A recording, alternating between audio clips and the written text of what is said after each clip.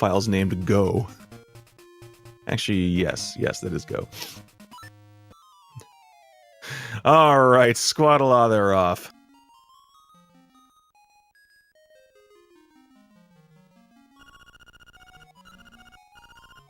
Alright, for those of you not aware of the story of this game, our young friend Link has washed up on an island after a shipwreck, and he's got nothing. Absolutely nothing. So thankfully we're about to get the shield here from Terran, and right off the bat you're going to see them hugging walls and objects. And it seems like Link is kind of walking on them. That's called wall clipping. If you walk right up against the corner of an object, you will clip anywhere between 1 to 3 pixels into it, which at this point just means you can get some slight movement optimization. But in the long run, it lets you do other tricks and things because the game doesn't intend. And, oh, looks like they both tried to damage boost off the... Looks like a Gordo from Kirby, that's what I just call him. Tried to damage boost off of it in order to pick up the sword early, and they got the semi-quick sword. It's actually possible to pick it up right as the owl lands, but they both still managed to get it before the owl took off, which saves a little bit of time. So they're both keeping it close. And they'll be wasting absolutely no time heading straight up to the Mysterious Woods immediately to go get the tail key for Dungeon 1. Now, if you happen to play this game casually, you might remember that the game wants you to go get the mushroom, take the mushroom to the witch, then spray the magic powder on Terran as the raccoon to turn him back into Terran so that you can actually walk up instead of getting warped somewhere else. That's really long. That takes a while. That's the exact opposite of fast. So instead, we are going to go directly to a room to the screen to the left of the key, and we're going to take advantage, hopefully, of a Moblin and its spear to damage boost across the hole. This trick being called Moblin Skip is the first major skip of the game, and also the first major reset point for a lot of folks. Because if you have an uncooperative Moblin, you can lose a lot of time there. So, ooh, Spiraster taking an unfortunate fall there, trying to set up for the spin attack to break both of those. So now let's take a look. Xander's going to need him to look up and then bounce off him with a shield, just like that. And hopefully, with a little bit of a wall clip and a push... Oh! Didn't quite clip into the wall there and fell immediately into the hole. So let's see if Spiraster has better luck. Just like that. Spiraster gets it first try and he's on his way to the key. Oh, and he also... You might notice he also paused right after opening the chest, which lets him move more, and he can skip that entire dialogue, just like that. But it's a one-frame trick, though, but it saves you a lot of dialogue, and hey, Xander gets it too. Both of them getting that owl skip. Alright. So now both of them are going to head back down to the village to take care of some business, because, as I mentioned, they didn't do the mushrooms side quest to get the magic powder, but they still need magic powder. So the fastest way to get it? Gambling. This is, of course, the best kind of gambling, the kind where it's guaranteed you can win, because we know exactly where that magic powder has to be in order to get it every time. Not to say they can't miss it. We hope they don't miss it, but... Ooh! Spiraster was cutting it close there. I thought the hand might have closed a little bit early, but we have 2 first-try trendy games. And what better way to celebrate winning at gambling than by embracing a life of crime? Now they're both going to go on their way to the shop to steal a couple of important items and buy a couple of important items, because 42 rupees and 40 rupees is not enough to buy a shovel and a bow. The humor here is that the shovel is used exactly once, and it's more important... And who is that I hear joining me? It's Bamboo Shadow. Good evening, everybody. Sorry. Just happy to have you here with me. Small hold up. No worries. You got here just in time for Xander and Spiraster to be stealing the shovel and the bow. Yeah, both being kind of in sync. Yeah.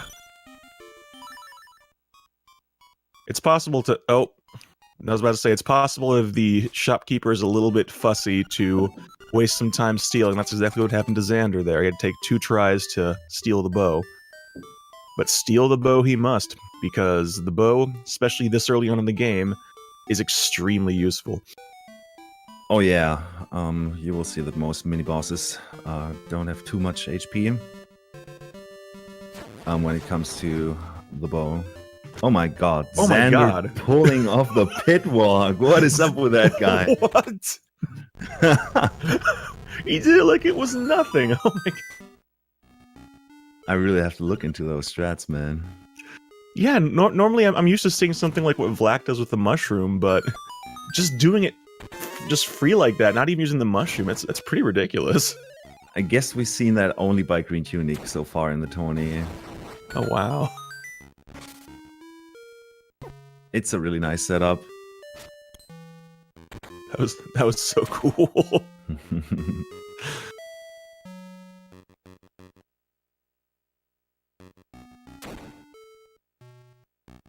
Spiraster just not having any luck with pits today. It's a second accidental fall he takes.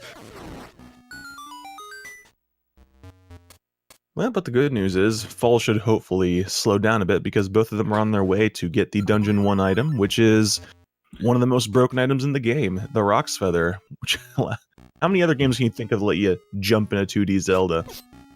Not many, because it's too powerful. Yeah, like at least this one. I mean, we also have the feather in the following series in Oracle of Seasons and Oracle of Ages, but they nerfed the feather down. Made it a bit weaker. You're gonna see them whenever they have to move diagonally and they got the feather equipped, they will jump because they will still have their cardinal movement speed while going also the other direction.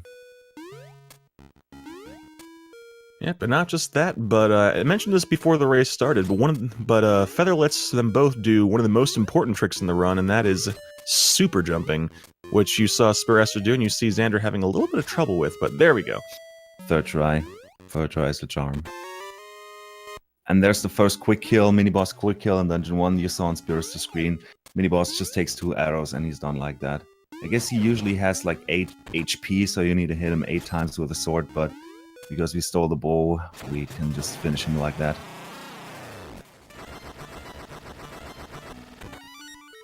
Do you have a moment to talk about Lord and Savior Amazon Prime? Shoutouts to Twitch commercials. Oh my goodness. So Spiraster picking up the first of 8 instruments. Since this is no swoop, we're not allowed to do crazy stuff like wrong warping or going weirdly out of bounds. We still have to collect all 8 instruments to play the song to the Windfish egg, and it's gonna crack open so we can fight the final boss. Yeah, but Xander's not too far behind him. Like, they're staying really close to each other here.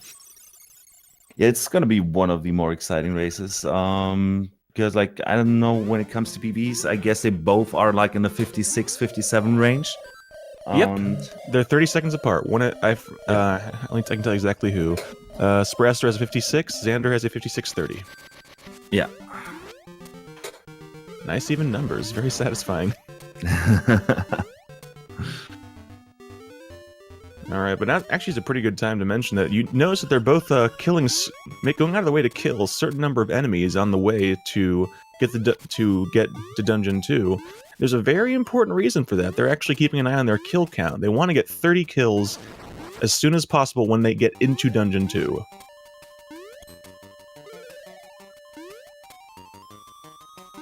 But first, they're going to have to do a little bit of work here in this Moblin lair because we need to go recruit our game-long companion and best friend for this entire run.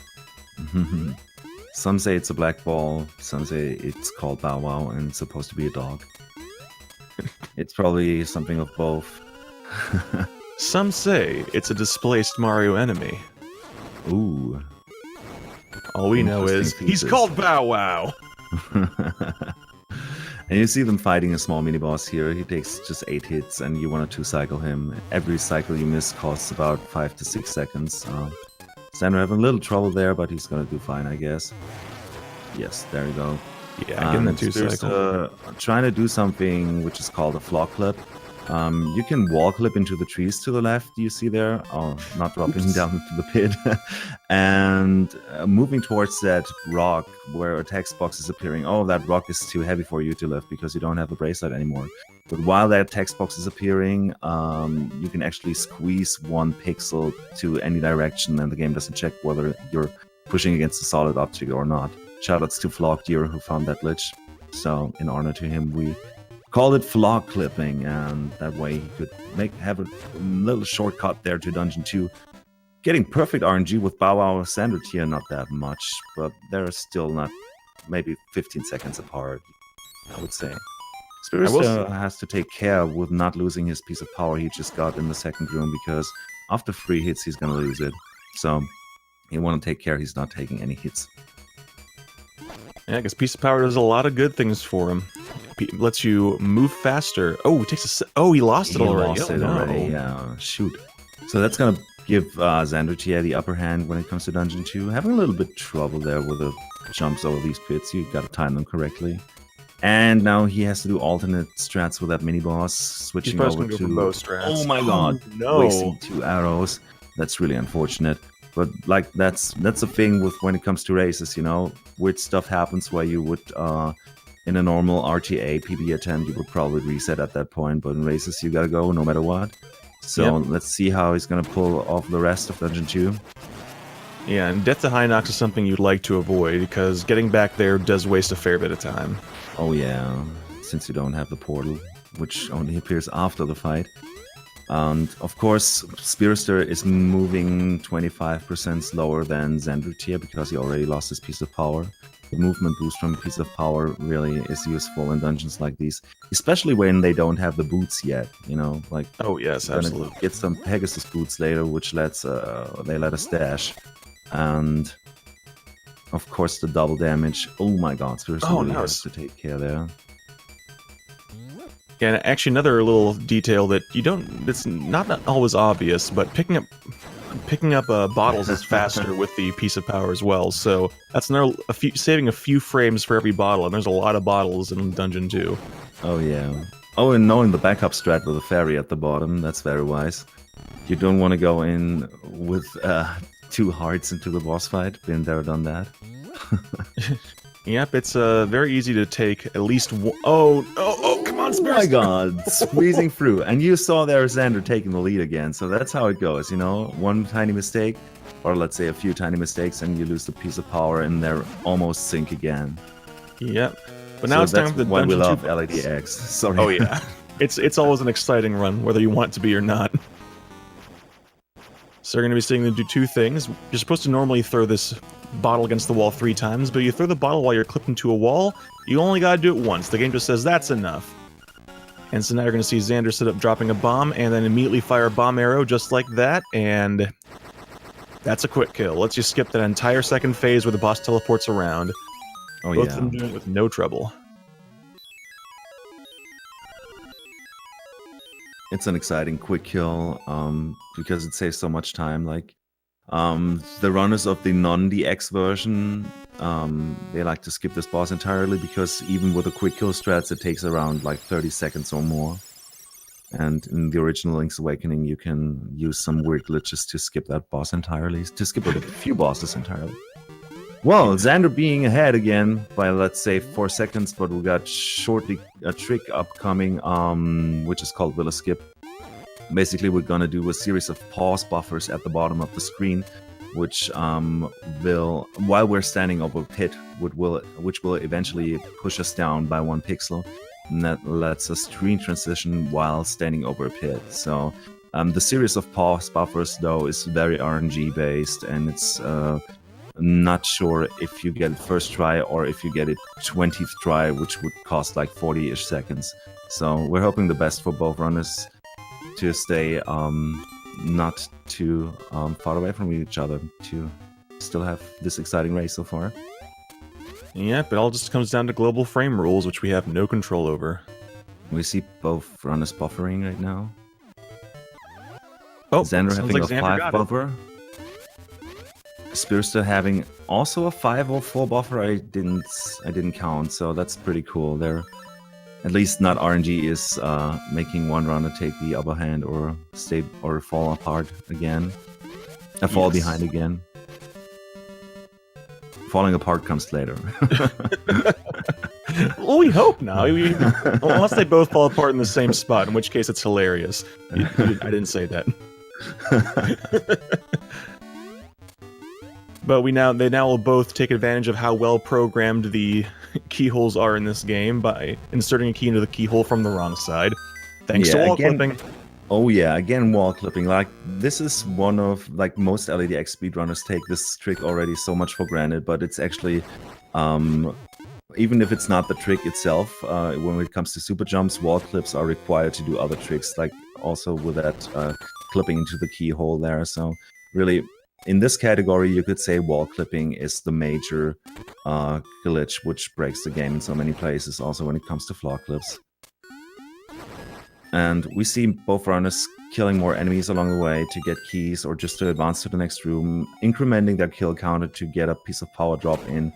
The room that is xandertje right in. And there we go, gets his piece of power. Perfect spot. Spiraster also having no trouble, so let's hope both runners keep the piece of power this time. Alright, here's the first self-lock opportunity in the game here, and no both trouble. Runners doing it fine. Piece of power makes that one easier, because it gives you a little bit more bounce when you do that trick. It's a really cool trick we like to call the Dongo skip, because it skips the mini-boss, the Dongo, entirely, and also skips a small key you'd have to collect. It's basically a super jump where you clunk off or clink off the Dongo in midair. It's looking pretty cool. Yeah, the thing about it, though, is that the Dodongo is only in that spot right at the start of the fight, so you have to do it extremely fast. So you do it a little bit too late when it starts moving left, then you're not going to fly as far and you'll land in the blocks, and that'll give you a soft lock, that's the most common way people get stuck there. Xander having a bit trouble doing an extra cycle, but getting the floor clip first try, so that's like the Spiraster is a little ahead. Xander pulling off the fastest strats on that thump, saving maybe a few frames. And they're both entering the next screen in sync. How about that? That's a great race we have right now. Gosh, that's what it is. It's just like a trick like that, getting it second try, and that's all it takes for the other person to catch up, because they're just right on top of each other. Oh yeah. So this is... we just call him Viddy most of the time. Like, a reappearance of the Vitreous boss from A Link to the Past. You gotta split him up into two pieces and then kill him. Piece of power makes that way easier. And you saw Xander having a little trouble with the RNG because he didn't split him up right away, so Spiraster is now ahead a bit, like around 5 seconds. So that's just LADX we see right there. Back and forth, back and forth. Oh yes. And they're both set up to immediately take advantage of... They're going to try to be skipping a cutscene immediately after this. They're going to be doing it unbuffered probably, so... Oh, actually no, Spiraster is not going for it. Let's see if Xander goes for it. Interesting. And he gets Xander getting it. Nice unbuffered. So you see on xandertje's screen, the owl didn't appear. So the text, he had to push through the text anyway, but just the owl flying in and out animation wasn't happening. That saved like 3 seconds, and you see they're almost in sync again. Great play by both runners. This is really, really nice. Yes. But they are both on their way to one of the more sketchy tricks in the game, but by far one of the coolest. Oh yeah, you already saw xandertje using something they call a bomb trigger, so we're going to use that to break the game entirely. Because bomb triggers, like, I don't know, really, it's kind of tough to explain. Basically, you just make the game freak out by dropping 2 bombs on the same screen, and that makes cutscenes play, or it makes owls not appear like we saw before. And Spiraster having a little trouble there with a bomb trigger. Both attempting the bomb trigger from the left side. Oh my god. This is not good what's happening there on Spiraster's screen. So he's having trouble. Getting it now. Okay. Okay, there we go. But that's the upper hand for xandertje again. Probably now 15 seconds ahead. And you saw that, like, on the screen transition, the cutscene started to play. The war was just jumping because it's usually supposed to hear Marin sing, but we didn't get Marin because it's a big detour, and we'd have to return Bow Wow for that and whatnot. So yeah, that's the way we do this. You do see that both of them are going up into that cave, though, because what you can't tell, what isn't readily obvious, is that they can't actually use any of their buttons aside from the D-pad right now until they go into a door. So they go into that door and then just pop over here and then fire 2 arrows to kill Landmolus, Master Invisibility. No, it actually does have a sprite. We just never see it because it has a hitbox that you can hit before you can see it. Neither this time nor in the final fight where he reappears. I still say Landmolus, the final boss phase, is a myth. Nobody's ever seen it. But the good news is, both of them now have the Dungeon 4 key, so they're both going to hit the teleporter, and then remember to open the dungeon before heading to the door. At least I certainly hope so. Biggle Party, if you want to check this game out, you should head over to speedrun.com, or more specific, speedrun.com/LADX. That's, you can see the leaderboards there and the PPs of all runners. Maybe somebody can type that in chat, that would be cool. If our channel is allowing links. So what we can see with both runners, they're doing a rather big overworld section, because like you find the key at the bottom right of the map and you have to insert it to the key lock on the top right of the map, and you then have to do a big detour to enter Dungeon 4. So like you can see unlocking Dungeon 4 on xandertje10 screen. And yeah, I guess it's the longest part between dungeons, between Dungeon 3 and 4. I don't think any other part is that long. Maybe between Dungeon 5 and 6 because of Armos Maze, but this is still probably a bit longer.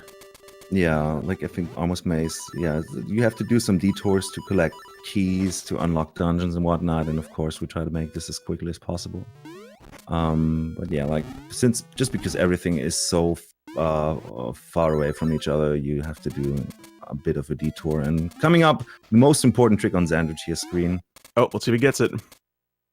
Nice. Right. Run validated. 1 out of 4 obstacle skips. Let's see if Spiraster is going to do it as well. He's a bit low. Having to realign. Oh gosh, dropping down the pit. That's unfortunate. And getting it second try as well. 2 out of 4. This is a notorious trick we like to call obstacle skip. Doesn't save much time, probably a quarter of a second, but it's swag, so we do it. Yep, I think messing up loses, what, 2 seconds? Oh, at least I would say, because dropping down the pit and get there again. Those are the very best unfortunate tricks. For Spiraster. So xandertje can gain more time. Well, that depends on how dumb jump number 1 goes for them. Coming up on xandertje screen. Having good RNG there, nicely done. Yeah, he makes it look not dumb at all. No. I hate that jump. Oh yeah. xandertje did a wall clip there. We can see this again quickly coming up on Spiraster screen. You want a wall clip to the top there on Spiraster screen and do this diagonal jump there. Usually you're not supposed to do that, and I guess it's not possible or very hard to do when you're doing it unclipped. So again, wall clipping being the major trick, the major glitch to just break the routing you're usually supposed to have when you're going through this dungeon the casual and developer intended way. So when I was a kid, I thought you had to do those diagonal jumps. I could only ever beat the dungeon by doing them.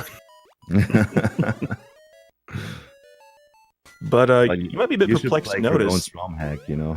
Yeah.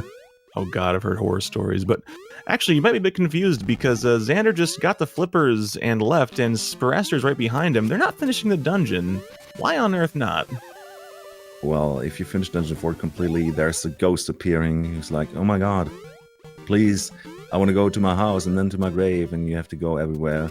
And unless you return him, he doesn't go away, and he doesn't let you enter the next dungeon either. So what we're going to do is we're going to finish Dungeon 4 later after we finish Dungeon 6. Because that way we don't... like, when we get the power bracelet level 2, for some weird reason, it makes the trigger that lets the ghost spawn go away. So yeah, That's how we do this route. But aside from that, we're finishing the dungeons in the developer intended order, just 1, 2, 3, 4, 5, 6, 7, 8. Just because it's the quickest, not by choice. Like, we like to break this game. We like to have this differently, but as long as there are no other glitches being found, we have to do this that way. Oh, Great Xander RNG getting a for piece of power. Xander. Yes. Getting his piece of power right at the start of the dungeon. Also, if you're wondering, they want to have it in dungeons because every time you do a screen transition into a dungeon or out of the dungeon or out of a cave, basically, you lose your power up, which can be the piece of power or the acorn.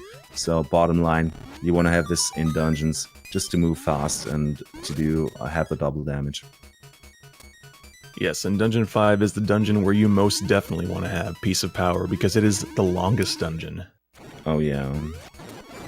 And it's also kind of difficult. Xander not having too much problems with these Helmosaurs here. You only can hit them from one side and sometimes they are a bit douchey and just don't want to turn that way. Spiraster also finishing them off correctly. And Xander facing off against the big gimmick of this dungeon, it's Master Stalfos, the jerk who stole the item from the chest. Oh yeah, another reappearance from A Link to the Past. In Link to the Past, it was probably like one of the regular bosses, you could say. Oh my god, Spiraster having a little trouble there with a quick kill. Didn't want to waste more arrows. Oh, and he has to do 3 bombs there. Okay, oh my god, that's a huge time loss for Spiraster. xandertje, meanwhile, advancing without any problems, so... Spiraster will have a hard time to get back to xandertje. Just finishing Master Stalfos too. Nice jumps there. I don't know. On one hand, I can't blame him, though, because he did have a lot of missed arrows earlier on, so he's way behind on arrow count. Yeah, I think it was actually on purpose that he did make the fight that long, because he didn't want to waste more arrows. He already wasted 4 arrows in the beginning, and bomb and arrow counts in this route are very tight. Yeah, there are random pickups, like floating pickups, like you're about to see Spiraster get there, of bombs and the like, but I don't think they're going to be seeing an arrow pickup until Dungeon 6, so... Yes, exactly. Definitely don't want to be running out of arrows before then. Xander having a nice little damage boost there. Heading into Dumb Jump Room number 2. Oh yeah. Having this set up with a bonk. Doing it first try. Great job. No Didn't problem. drop into the pit. Didn't drop into the pit. That was important. He messed that up in his last PB attempt. He made it already made it over the 4 pits in a row. Usually you're not supposed to jump over 4 pits in a row, but with a precise setup and jump, you can do it that way. And he messed that up in his last PB attempt. So. Oh, that's unfortunate. Good call by Xander. It is a good thing to note, though, that we did mention earlier that piece of power, you lose it when you take 3 hits. Falling into pits, even though you take damage, do not count toward that. Yes. So you could say taking 3 hits. Oh my god, Xander having the perfect RNG in this room again, which I like to call the a-hole room. You might think of many reasons why I like to call the room that way. Because Helmosaurs are jerks. Oh yeah, these Helmosaurs, they can mess with you a lot. Getting the Disclude pixel, shoutouts to Disclude. Which makes a very nice quick kill with a 4th appearance of Master Stalfos. Xander playing really consistent right there. That's great play. Oh, that, thankfully, he's going to be on his way to the boss, but this is also going to be one of those rare occasions where you don't want to have piece of power for the boss. So he's going to be taking a hit off I want to say a spark, or whatever they're called, on the couple of rooms before he gets to the boss, which has you a little bit worried, because that puts his health pretty low, actually. Oh yeah, maybe he like those Stalfos along the way, sometimes they drop hearts, but yeah, he has to be careful. Like, especially in a race, you don't want to die to the boss. It's a big detour from the start of the dungeon to the boss again. Yeah, I don't expect either of them to have trouble with the D5 boss, but at the same time, it is easy to not be paying attention and accidentally take a hit. Yeah. Oh, it's going to be a 1 heart. And he has only 1 heart left. Making the jump, great play. Oh my god, Xander's all in for this one. Meanwhile, Spiraster already having bad luck in the a-hole room, lost his piece of power again. Ah, that's very unfortunate. But he chose to back up strats with having the hookshot equipped. Not too much slower than the way xandertje did the rooms. All right, let's see. Oh, getting a very good first hit. Nice. He has to be careful with his positioning. Oh, that is... Oh, no! Unfortunate. I had this happen. Okay. Oh. Uh-oh. Oh, no. Hopefully he doesn't get fakes. No fake. Okay, that's great.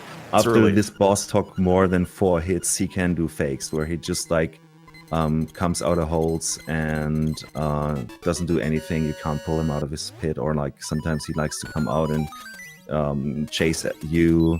So I guess that was Xander with the nerves going through with him, you know, because he only had 1 heart left. It's not easy, especially Not in at race. all. Spiraster a little bit behind, now a little bit more behind than he has been, but he's still about to get the instrument, so he is very much within firing range here, so to speak. He was able to keep up to Xander throughout the dungeon, even though he lost his piece of power. Xander losing around 15 seconds with that boss fight, I guess, or let's say 10 seconds. But both runners did a very good D5, especially Xander going all in for those Helmasaur rooms. Great play. Yes. Now they're both on their way to Dungeon 6, or more specifically to go get the Dungeon 6 key, which means they have to go traverse the Armos maze. Not too much to say there. There's just a bunch of those...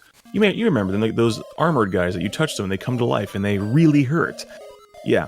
See them Thankfully, on Xander's screen just with where the owl landed. Those are the Yeah. Armos guys, and they're like stone, so to speak, and once you touch them, they become alive. uh-oh. Xander having a disconnect.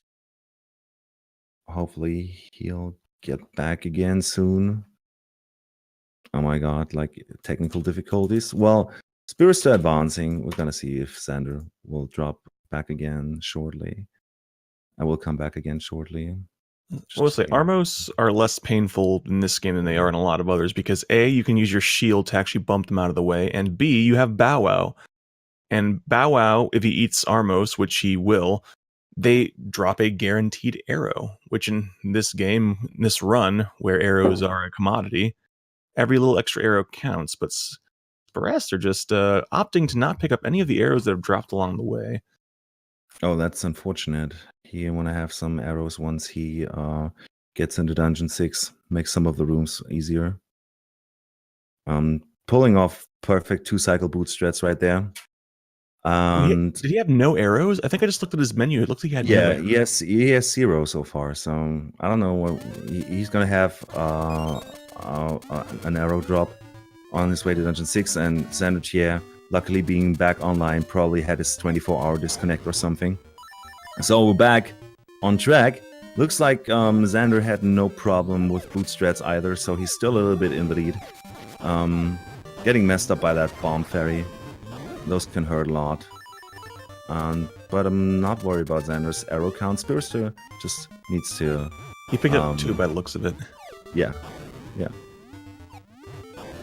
That's right, Infinitum. I don't know what Spiraster did there. Like, he was like being so cautious before, not wasting any arrows. Now he's not picking up free arrows. Like, and that's one of the opportunities with to keep Bow Wow throughout this run, because like we said earlier, usually you're supposed to return him before Dungeon 3. He just eats most of the Armos standing in your way in the Armos maze, and he just ate the cutscene. Like, for some weird reason, cutscenes are displayed as sprites in this game, and those can be eaten by Bow Wow. You just saw that on Spiraster's screen. So that's how we roll. Sorry. I'm almost starting to wonder if he has his arrow count just so planned out so precisely that he just knew that he was going to get 3 on the way and didn't need to worry about grabbing any earlier. I wouldn't put it past him.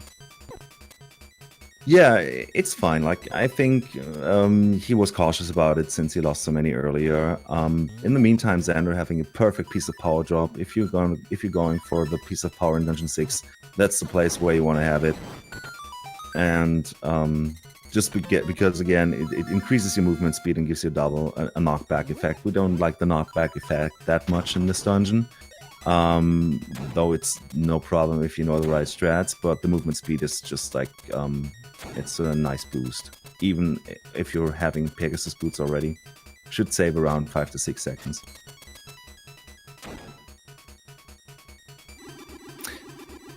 Yo, Xander just pulled off something we call an invincibility glitch. Once you hookshot twice into an object, you become invincible.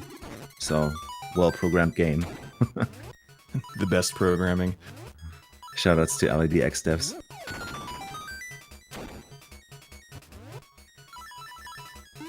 Yeah, Spiraster doesn't have to worry much more about arrows, because as you can see on Xander's screen, he's about a couple screens away from a flying arrow pickup, so... He had that arrow count exactly down to the last arrow. Oh yeah. Great play by Spiraster, great comeback.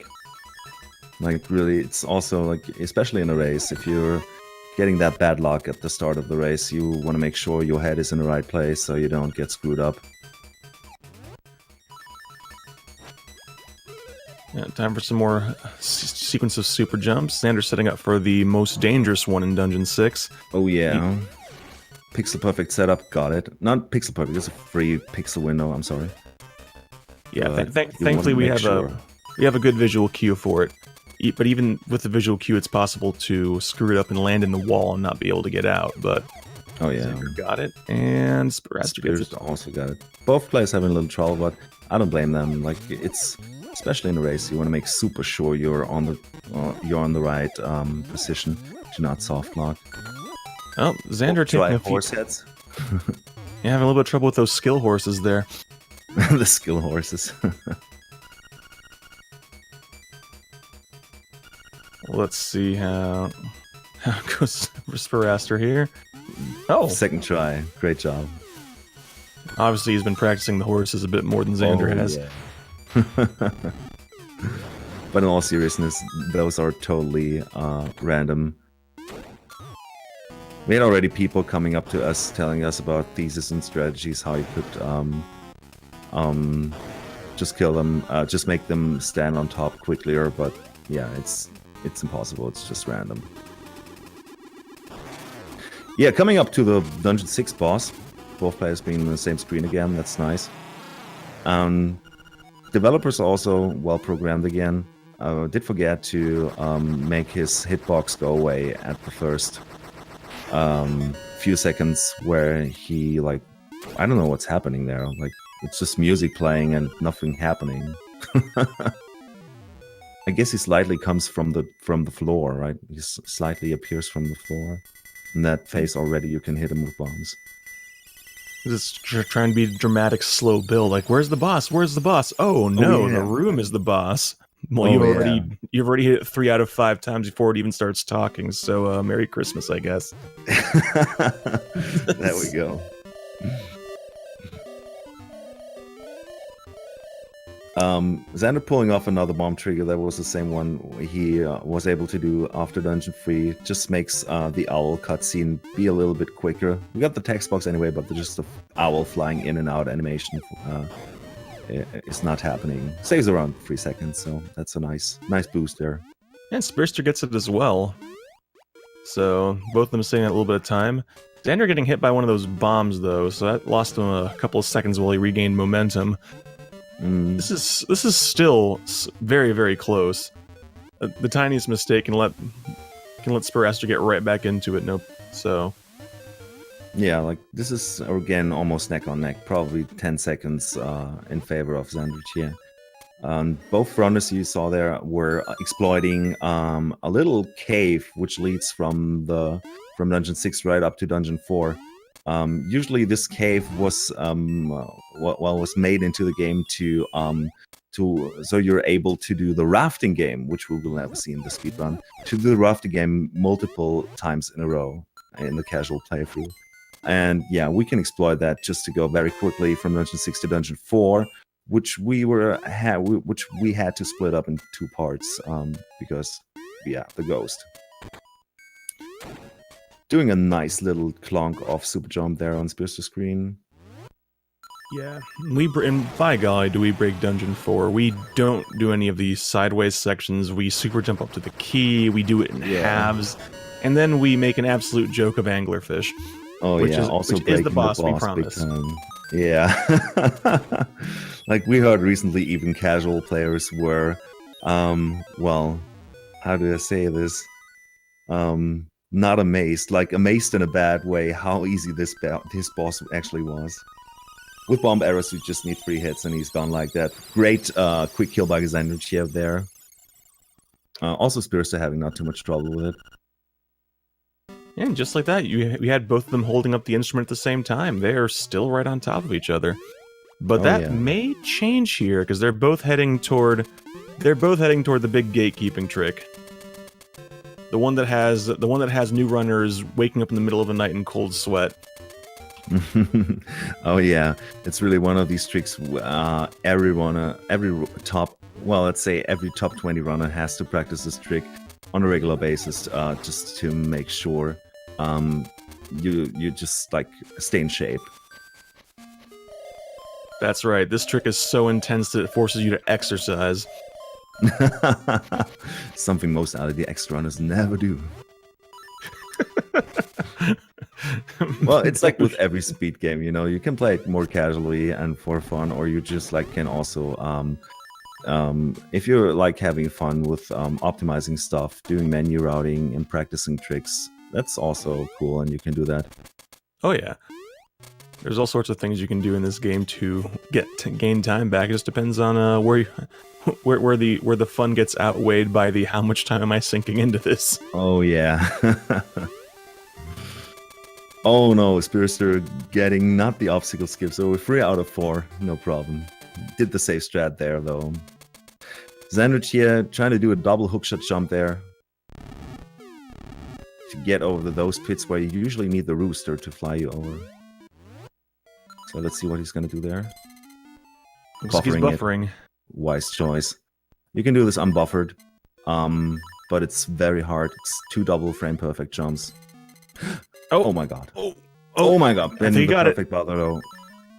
Alright. Also buffering. Okay. Wise play by both players. Like you can a little bit worried. Oh my god. My heart stopped. My heart skipped a beat right there. Uh-oh. Spiraster has Bow Wow on the way. Oh no. Screw that.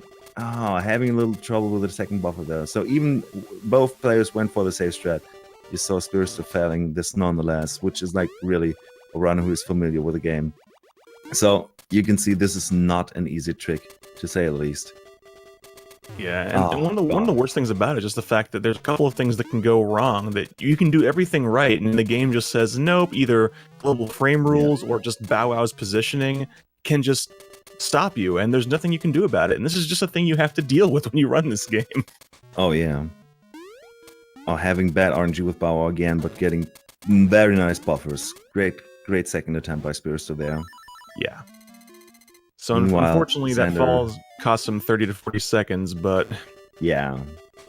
Xander being ahead around like 50 seconds, but we got more RNG stuff coming up. Probably going to be coming up in Dungeon 7. There's a trick called Goomba Surf. If they want to go for that, it can be a small time save by 10 seconds, but it can also screw you up big time.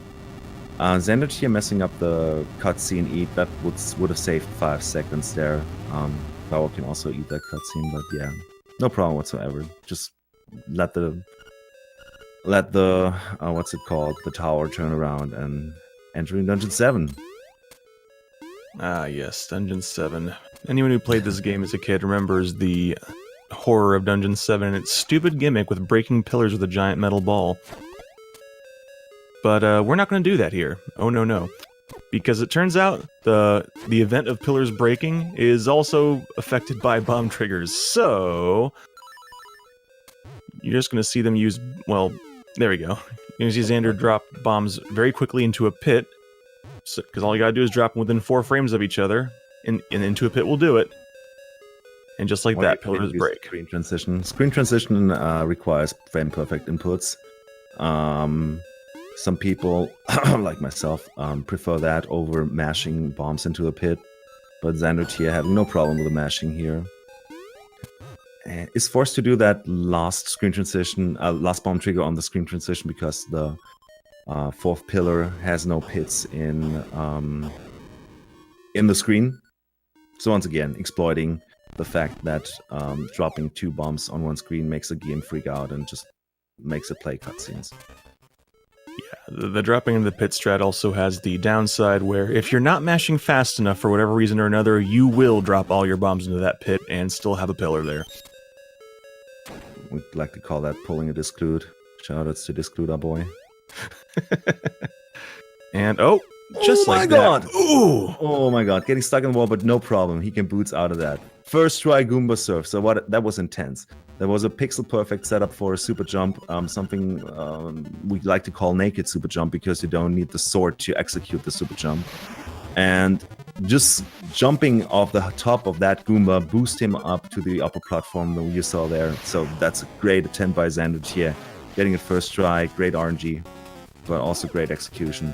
Already with a busy with the Dungeon 7 boss. Busy with, more like finished with. Yeah, again, this boss requires the mirror shield, but we don't have the mirror shield because it's a useless dump item, at least when it comes to the speedruns. And yeah, with a great positioning and execution, we can just finish off the boss like that. Having interesting strats on coming down from the tower. And Spiraster also going for Goomba Surf. Let's hope that he's also gonna be. Oh my god! Oh no! Perfect RNG, but oh god, that's very unfortunate. Right. He's going for the backup strat, it looks like, which is fine. This is the strat a lot of folks use because it's consistent. Yeah. Just gonna tink off the P hat onto the blocks and just take a slightly longer route. Okay, nice. He had to do a bit of a detour to the left there. Having trouble with his menu, I guess. He got a little lost there. Oh, that's very unfortunate by Spiraster, messing up Rooster Skip and now Goomba Surf, like, Xander being a bit in the lead now, but there's still one more dungeon to come and the final boss fight, which has lots of RNG in it, so this might still easily turn around, so we will be better up on our toenails.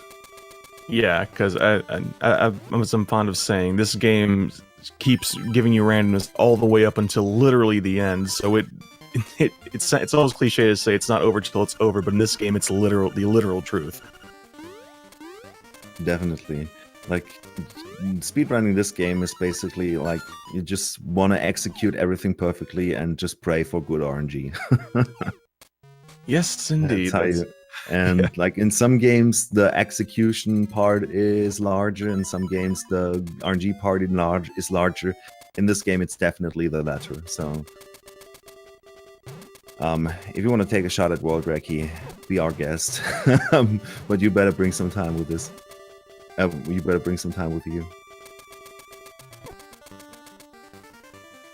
Alright, but yeah, as Bamboo mentioned, the mirror shield is an absolute trash item in this game. You need it for exactly 2 things, the D7 boss and this flamethrower here, but except that no you don't, because if you wall clip and then Pegasus charge up, instead of getting knocked like 4 blocks back like it does, you just kind of stay in place and you can kind of charge past it. Yeah, so you only take the 2.5 hearts damage. Easy peasy, no problem. Oh, getting the pop right before Dungeon 8. It's gonna give him a small boost there. Going through the head of the mini-boss that is guarding Dungeon 8. Shoutouts to developers, they forgot to put a hitbox on that thing, so just like that, we're in Dungeon 8. Think about how much slower this run would be if we didn't have bomb triggers. Oh yeah, and what I wanted to say with the flame skip we saw on xandertje10's screen, again, wall clip being the major game-breaking glitch here, so like, it's something that minor. You just clip 3 pixels into a wall and it breaks the game in so many cases. So again, shoutouts to LADX developers. And what Xander did there too was also wall clipping. You clip into those blocks and you push from the side, and the game's like, yeah, you're totally on top of it, and lets you push it down. Oh yeah. Again, shoutouts to yeah, been there.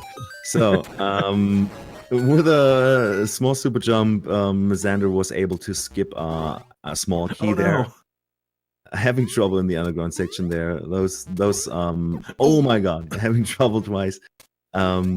it's the nerves, I guess. Like, both runners did some mistakes, and they don't know. They have no freaking clue where the other runner is. And they're probably thinking at this moment, oh my god, the other guy, he's so far ahead. I have to do this and that. And yeah. Oh yeah, that was a mini boss. Shout outs to Blano Skip.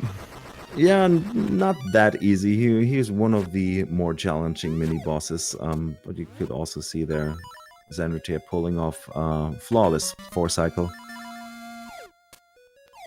Yeah, Blano is one of those bosses that used to get skipped, but when the current definition of out of bounds was determined, it made it so that you couldn't actually skip them anymore because you had to stand on a couple of floor tiles that are considered out of bounds by the current rules. So, oh my god, Blano skip, yeah.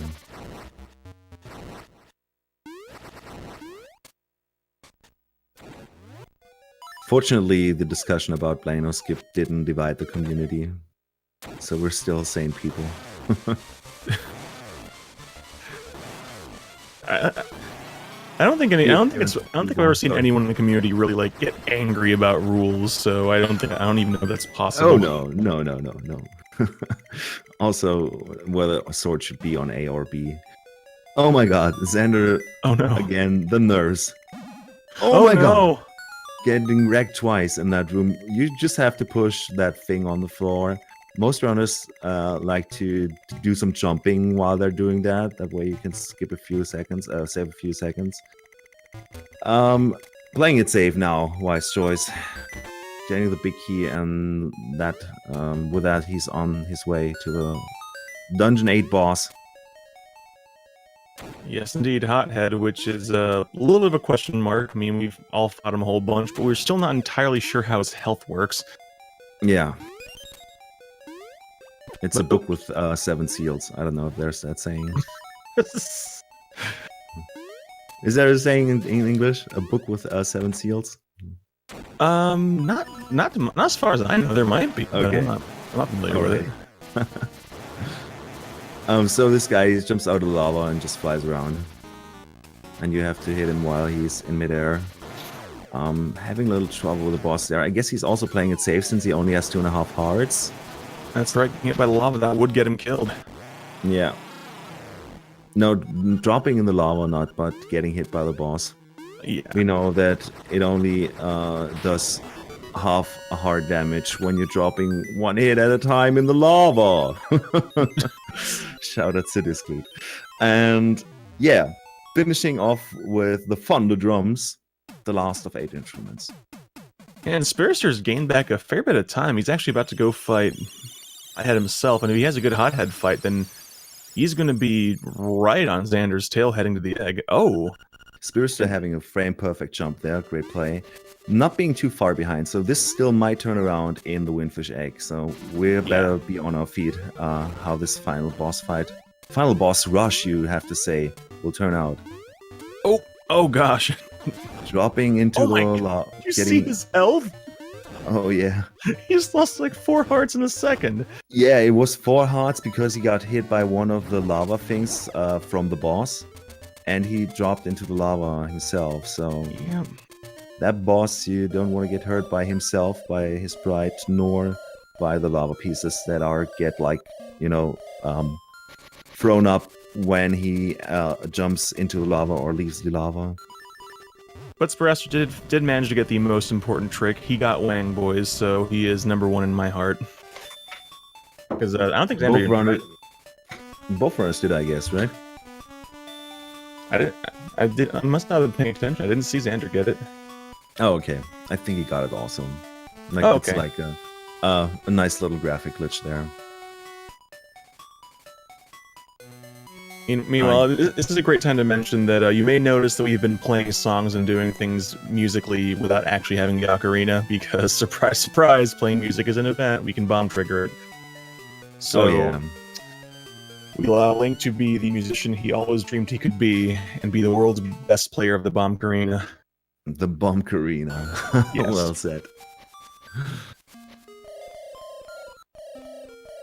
No, it's not already time for Xander. We have to still finish the Windfish Egg and fight the final bosses. Talking the plural here, I think it's 6 overall.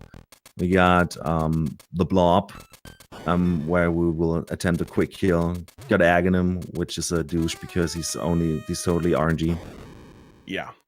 Got Moldorm, got another neat quick kill for him. Reappearance of Ganon, Lanmola. This guy is a joke, and then final boss fight, Devil. Gonna mash some bombs here. Pulling off the last bomb trigger on the road makes him skip a huge text box. Huge series of text boxes. Attempting the quick kill. Didn't get it. Sometimes the blob can get stuck on the sword there, and you can just kill him like that. Alternate strats are just finishing off the developer intended way with a powder. I was not getting the not being able to get in with that extra power hit there, but okay, now it's time for Aghanim, which if you played in Link to the Past, you know he shoots one of two possible shots at you, the yellow ball or the blue ball. The first two shots are guaranteed yellow balls, and after that it's 50-50. But unlike Link to the Past, there isn't a set number of blue balls before you get another yellow ball. This Aghanim can shoot blue balls at you until you stop breathing, so you hope that doesn't happen. First blue ball. It's not really blue, of course, but we just call it blue. You could also call it non-reflectable. Yeah. I think, what's our tournament best for this? I think someone got 12 or 13 earlier in the tournament. Yeah, sounds about right. Getting one blue ball so far. Spiraster also getting with quick kill. One blue ball on Xander's side. Attempting the Moldorm quick kill, getting it. Nice. You just unlock him in one place and he's gone like that. 4-face being Ganon. Okay, looks like it's gonna come down to Deathel. Gonna come down to the final boss fight. And Xander got the reappearance of Lanmola. Only takes the one spin slash and he's gone. What are you talking about? I didn't see Lanmola. Yeah, he's a myth. Spiraster pulling off shovel strats on Aga. How about that? Spiraster truly #1 in my heart for this race. Yeah, he wants to do the Moldorm quick kill safely. So let's see. Devil on the left side has to open his eye, and you can fire 4 arrows per cycle into his eye. 2 out of 4 so far. Nice play by Xander. So let's look out for the RNG. Those first 3 cycles were quick. Open up. Perfect quads. Very well played by Xander. That's like a great show. He went for some all-in strats there, really being offensive. First try rooster skip and what have you. Bad RNG at some parts, but good Windfish Egg. That was a really great time. And we got Xander finishing with an official SRL time of 57:05. Great play by Xander, and congratulations. Congratulations, Xander. And I just want to also remark that we see Bamboo pointed out you can get 4 arrows into Deathel's eye, but it's actually surprisingly difficult. You'll more often than not see folks get 3 and then pink the 4th because it's a pretty narrow window to get all 4. And Xander did it 4 times. Spiraster also getting good RNG with Devil, unfortunately being a little too late here. I guess screwing up that rooster skip like that was the thing that cost the most time there. But also finishing with an official SRL time of 57:44. 39 seconds apart. Great race. That was really, really exciting. God, that was a close one. Well, let's see. It looks like Xander wants to pop down here. Let's see. Oh, I can drag him down. Here he comes. There we go. Hello. Congratulations, Xander. Congrats, Xander. That was a great race. I hate this game with a passion. Why do you say that? Why do you hate this game? Because it hates me. It hates everybody. Don't take it personally. It's true. I had like a garbage start, and then I had like a really good D5, and then some bullshit happened on the boss. But I still hold it somehow, so that was nice. Oh yeah, you had great Halmasaur room RNG. Yeah. And then it was like, tied with PB basically for like the rest, like half of the run, and then D8 happened. So that was my control. Oh yeah. Yeah, D8 was a bit rough, but you still managed to pull out a D8 being ahead. So we felt the nerves. We felt the nerves in that tile room. Yeah, like I don't even know what happened in the 2D section. Like the first time I fell down, the thing didn't even touch me.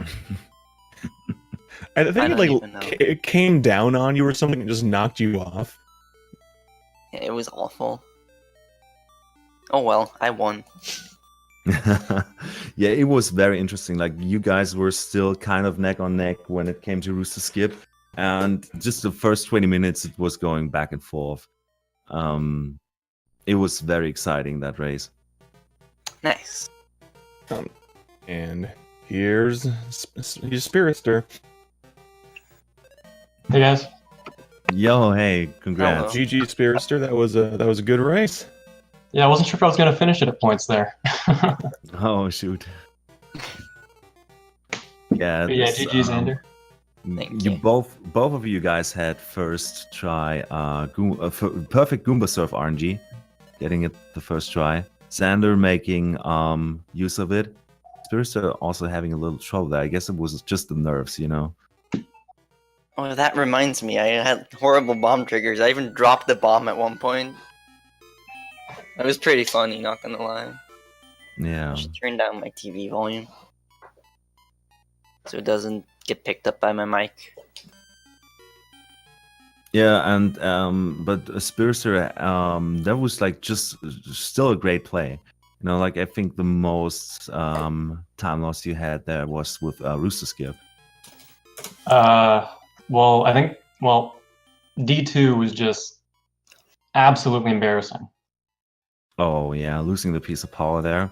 Well, losing Of course. the piece of power, and that just snowballed into just scrambling for backup strats, going through too many arrows, trying to find a fairy. Like it was just, well, it was embarrassing. I lost like probably 40 seconds there, Oh wow. Yeah, sounds and about then that right. just set up. I mean, I could still have had a good run losing that much time early, but I was on tilt after that. I couldn't not be angry after that, and I had some good splits in there, but then yeah, I keep in these tournament races, I keep failing buffered Rooster Skip, which never happens ever, except I guess when I get on tilt, you know. So I lost more time there, and then my D7 was horrendous. Terrible pillar section, and going into Gooba Surf with that mindset, and having already screwed up the naked super jump at the pillars so many times, it wasn't a good recipe, you know. Yeah, like we kind of had the feeling that both of you runners were like, "Oh my god, I screwed up so much." The other guy's probably like a minute ahead. I I thought mean- it was still pretty close actually, because It I was. was like still on good pace.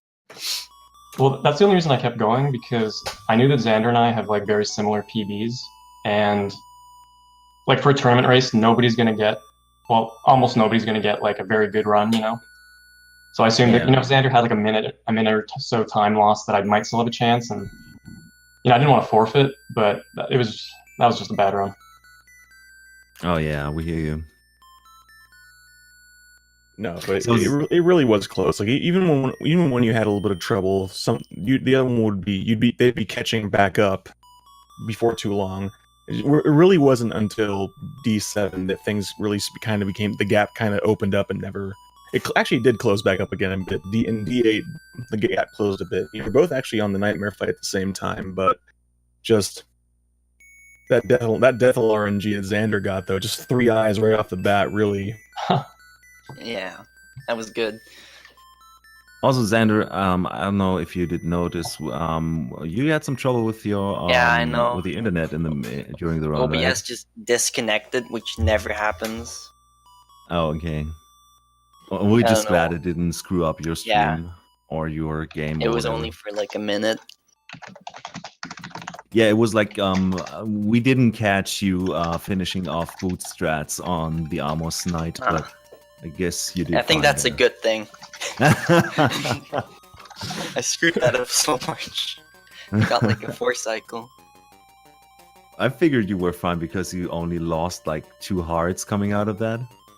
But Yeah, I just got stunned a bunch of times, but didn't get hit. yeah, both of you guys had a good Windfish egg though. Tech skip both, but not missing the blob quick kill. Both of you. But yeah, still, it was going back and forth, and like you could say at many points that it was just like the nerves making you guys screw up rather easy tricks, and that's just the thing with when it comes to racing this game. It's just like it looks easy, but it still takes it takes practice to execute the tricks they did that well.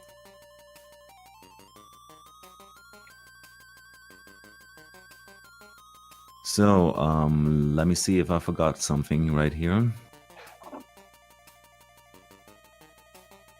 No, I guess that's it. So, like you see, we are still on bracket stage, round 1. There are going to be more LEDX races throughout this week, so keep yourself updated on speedgaming.org/schedule or on the bottom on the Switch channel. Later tonight we're gonna have it's all a Link to the Past randomizer. So if that's your cup of tea, it's not all Link to the Past randomizer. There's Super Metroid randomizer, and at 5 p.m. there's Metroid Fusion. You might hear a familiar voice talking over that. In fact. Oh yeah, on Speed Gaming too. I'm sorry. Yeah, so that's gonna be coming up on Speed Gaming. Once again, shout outs to Spiraster and Xander. Thanks for a great race. I really enjoyed that a lot. And once again, congratulations to Xander to advance to the second round of our bracket stage. Yeah, where he's going to play off against the winner of the Bamboo Shadow Skyward Sam match. That should be an interesting one to watch. Shoot, I didn't know that. Yeah. So we're gonna have that decision tomorrow evening.